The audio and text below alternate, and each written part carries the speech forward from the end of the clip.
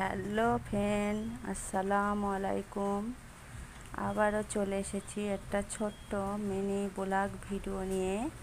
আজকে দুপুরে কি রান্না করেছি সেটা আপনাদেরকে দেখাবো। আজকে রান্না করেছি মাছ দিয়ে, সজনের ডাঁটা দিয়ে রান্না করেছি।